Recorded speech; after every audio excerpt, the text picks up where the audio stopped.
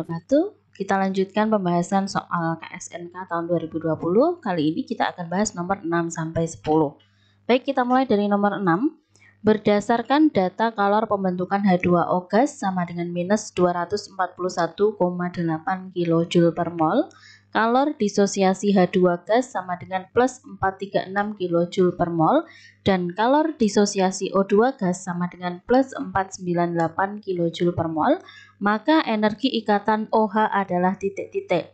Teman-teman, soal nomor 6 ini berkaitan dengan materi termokimia.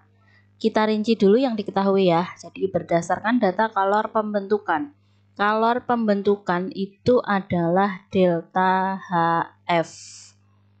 Karena ini per mol berarti delta HF0. Kemudian kalor disosiasi H2. Kalor disosiasi H2 itu maksudnya sama dengan energi ikatan H2 sekian. Kemudian kalor disosiasi O2 berarti energi ikatan O2 sekian.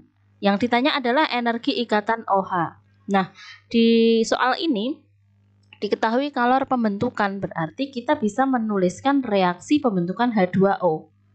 Ya, jadi ada H2.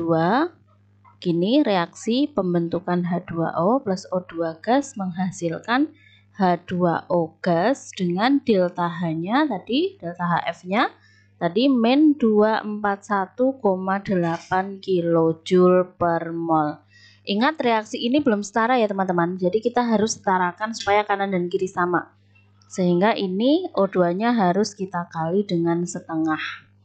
Kemudian H2 ini kan boleh kita tuliskan seperti ini ya. H2 kemudian O2-nya seperti ini, H2O-nya seperti ini. Nah, karena diketahui delta HF, maka kita bisa menuliskan rumus untuk mencari energi ikatan OH.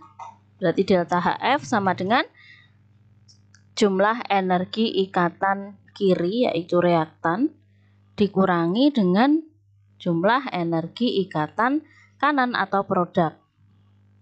Oke, kemudian bisa kita masukkan nilainya. Tadi delta HF-nya tadi adalah min 241,8 sama dengan ini EI reaktannya berarti kan ini ya H2 dan setengah kali O2. H2-nya tadi plus 436, kemudian O2-nya tadi plus 498. Nah, ini bisa kita masukkan.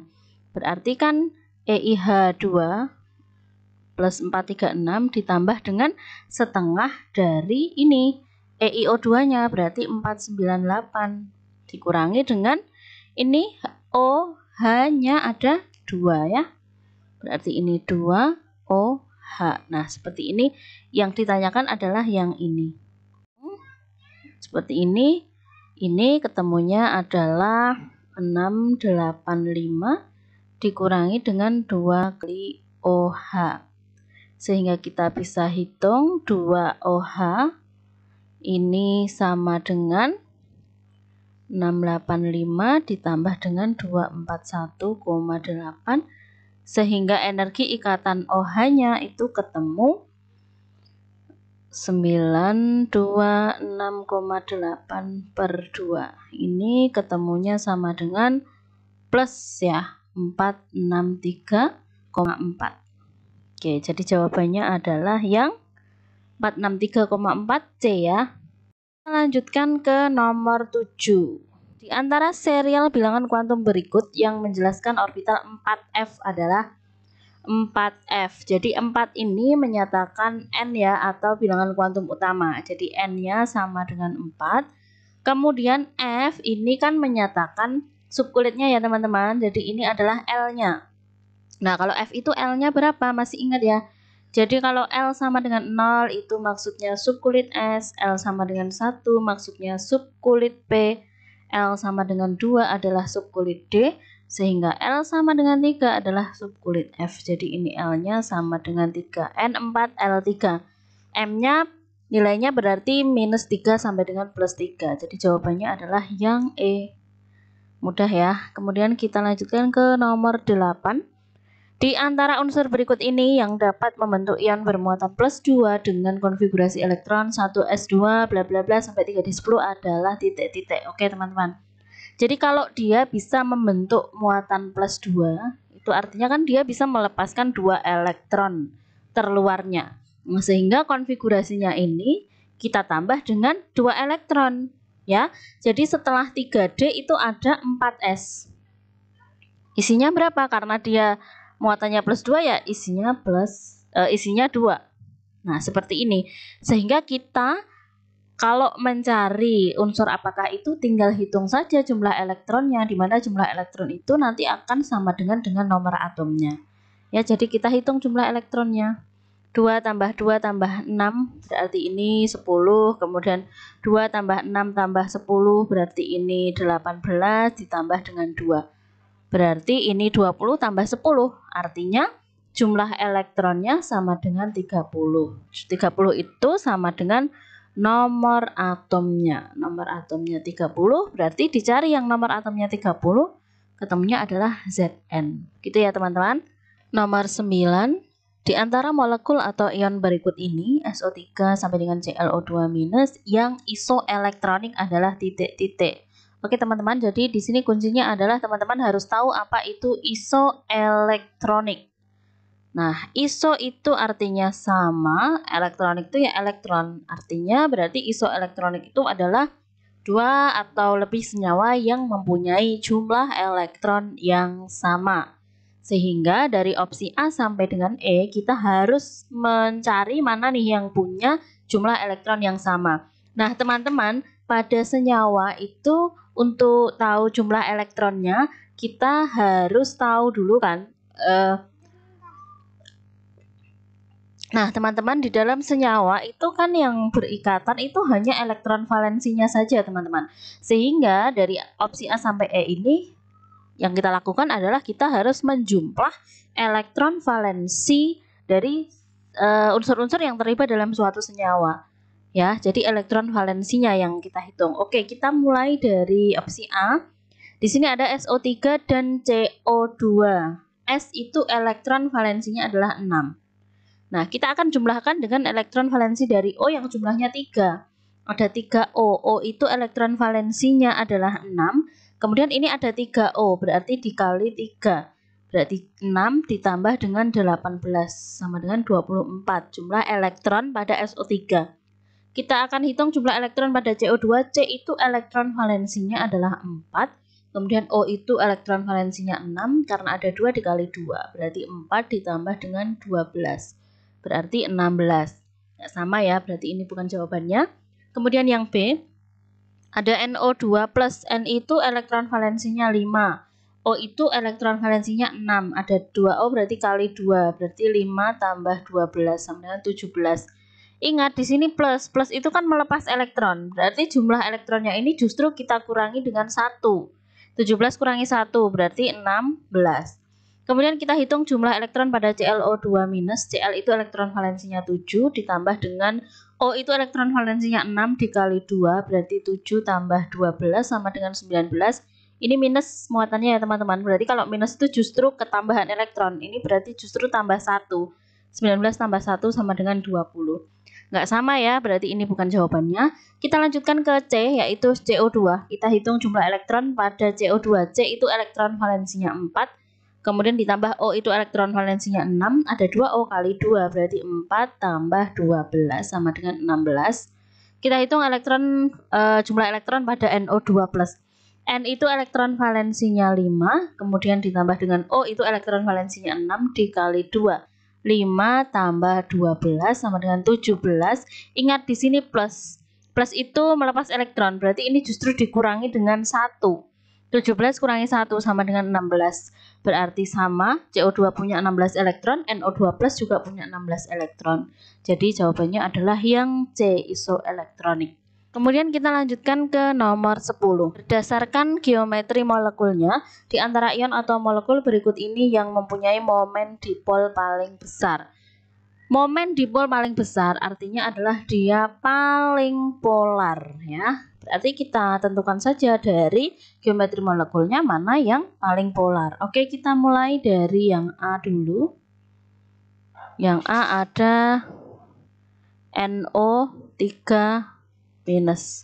Masih ingat ya cara menuliskan struktur Lewis dari NO3-? Jadi kita hitung jumlah elektron valensinya. N itu elektron valensinya 5, kemudian ditambah dengan O itu elektron valensinya 6 kali 3 berarti 5 tambah 18 berarti 23. Ini min 1 berarti ditambah 1 sama dengan 24 elektron. Kalau kita mau cari pasangannya berarti bagi 2. Ada 12 pasang elektron. Kita tuliskan dengan cara membuat kerangkanya dulu, baru satu ikatan antara atom pusat dan tetangga. 1, 2, 3, nanti harus ketemu 12 pasang elektron. Kemudian 4, 5, 6, 7, 8, 9, 10, 11, 12. 12 pasang elektron, kita koreksi apakah sudah oktet atau belum. Ini ternyata N-nya belum oktet ya teman-teman. Jadi kita koreksi dengan cara memindah satu ikatan ke atom pusatnya. Nah, jadi seperti ini. Dia nggak punya pasangan elektron bebas ya teman-teman. Kemudian bentuknya atau kerangka geometrinya kurang lebih adalah dia segitiga ya. Jadi kerangkanya segitiga. Oke, kemudian yang B, kita punya SO2. S itu elektron valensinya 6, kemudian O itu juga 6 kali 2 berarti 6 tambah 12, 18 berarti bagi 2 sama dengan 9 pasang elektron. Kita tuliskan SO2 begini 1, 2, 3, 4, 5, 6, 7, 8, 9. Tetapi yang S ini belum oktet sehingga kita buat 1 menjadi di tengah. Seperti ini. Nah, ini SO2 sehingga dia punya satu pasang elektron bebas di atom pusatnya ya. Oke, kemudian B sudah. C ada SiH4. Si itu elektron valensinya 4 ditambah H itu elektronnya 1 kali 4 berarti 4 tambah 4 8 bagi 2 ada 4 pasang elektron. Kita gambarkan Si HH HH 1, 2, 3, 4. Dia tidak punya pasangan elektron bebas. Kemudian geometri molekulnya 1 mengikat 4 dengan sudut yang sama, berarti ini tetrahedral ya teman-teman. Tetrahedral. Dan kalau tetrahedral ini jelas dia non polar ya. Dia non polar. Oke, kemudian yang D.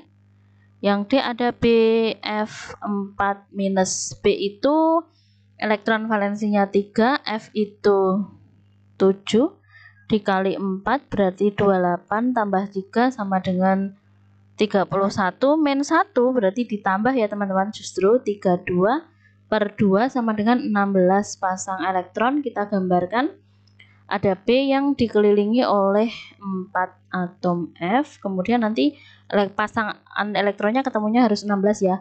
1, 2, 3, 4, 5, 6, 7, 8, 9, 10, 11, 12, 13, 14, 15, 16. Ini juga tetrahedral. Sehingga dia juga non polar.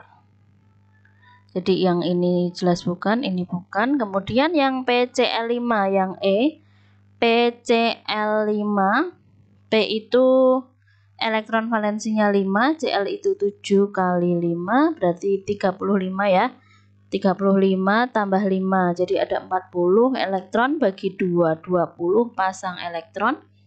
Kita gambarkan aja P mengikat atau dikelilingi oleh 5 atom Cl. 1, 2, 3, 4, 5, 6, 7, 8, 9, 10, 11, 12, 13, 14, 15, 16, 17, 18, 19, 20. Oke, dia juga tidak punya pasangan elektron bebas. Nah, dari kelima struktur Lewis yang sudah kita gambarkan dari NO3 min, SO2, SiH4, BF4 minus, dan PCl5, kita lihat bahwa hanya satu yang punya pasangan elektron bebas. Artinya berarti kalau dia punya pasangan elektron bebas berarti dia sifatnya polar.